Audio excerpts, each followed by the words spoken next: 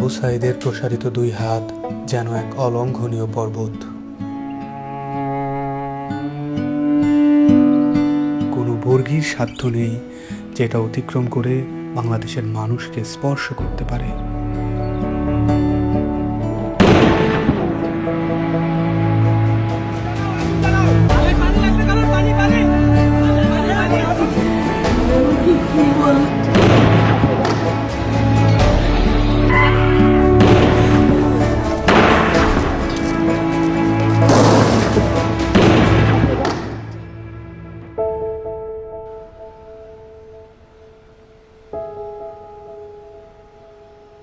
জুলাইয়ের পর থেকে এই বাবা প্রতিদিনই রাস্তার আশেপাশে হাঁটাহাঁটি করেন। কখনো আবার নির্বাক দাঁড়িয়ে থাকেন। উনি সামনের দিকে তাকিয়ে থাকেন, কিন্তু আসলে কোনো দিকেই তাকান না।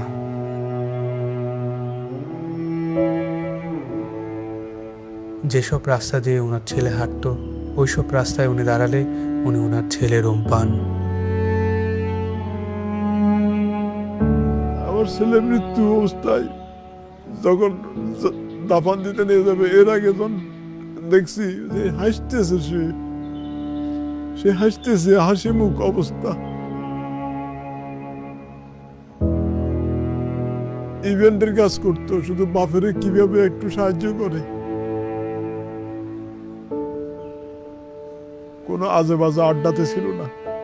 ওই সারাদিন শুধু কলেজ থেকে আসা ও একটুখানি বিকেলবেলা একটু বন্ধু বান্ধব নিয়ে ক্রিকেট খেলতো, ক্রিকেটের পাগল।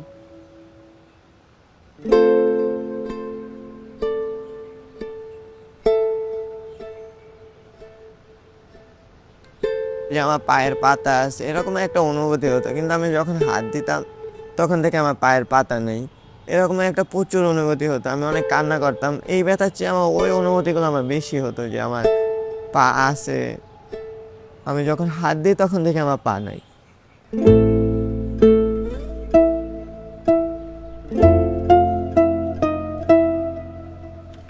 এই হসপিটালে আমি অল্প কিছুদিন হলো আসলাম। পা দিয়ে নতুনভাবে হাঁটা শিখতে আসছি, মানে ছোটকালে যেভাবে হাঁটা শিখেছে মা, ওই রকমের এখানেও হাঁটা শিখাচ্ছে আর কি।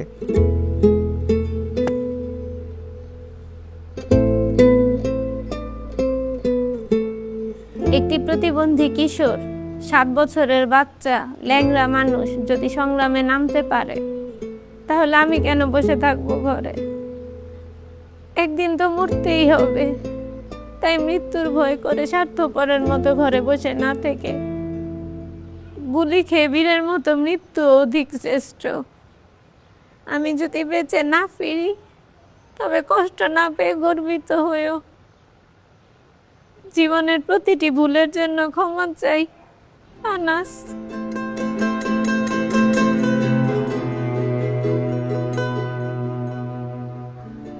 আমার সন্তানের বুকে গুলি লাগছে, আর চিন্তাটা হয়েছে আমার কলিজায়।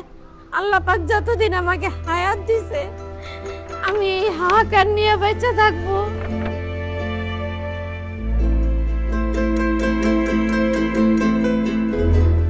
প্রিয় বাবা আসবে আবার একটা কিছু না, কিন্তু চকলেট নিয়ে আসছো। প্রিয় বাবা নাই বাড়িতে।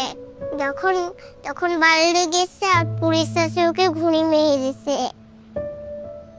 আই মিস ইউ প্রিয় বাবা।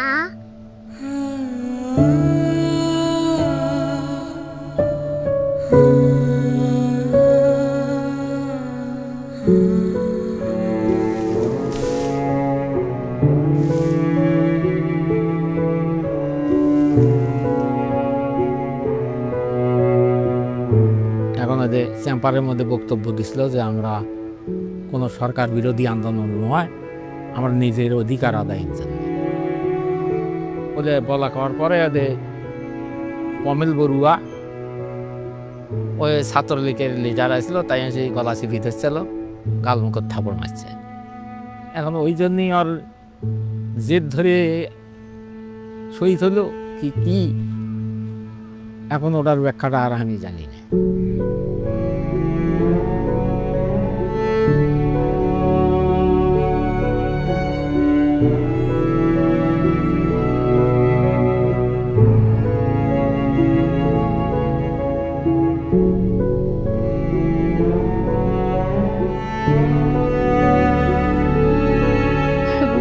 আমার মায়ের দুধ খাইয়া ঘুমায়, সেই ঘুমটা ঘুমাইতে পারে না, তখন আবাইতে পাইয়া পাইতে পাই করে উলট ফ্লট করে ঘুমের লেগে আবার উনি কোলে লই।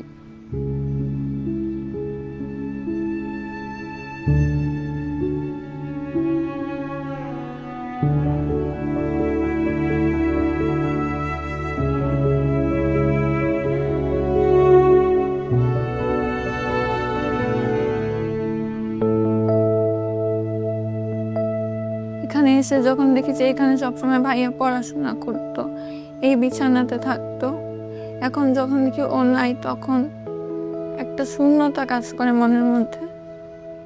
খারাপ লাগে যখন দেখি যে ভাইয়া এই রুমে নাই। এই ছবিটা 18 জুলাই আমার আন্টি নাজিয়া খান ফেসবুকে পোস্ট করেছিল।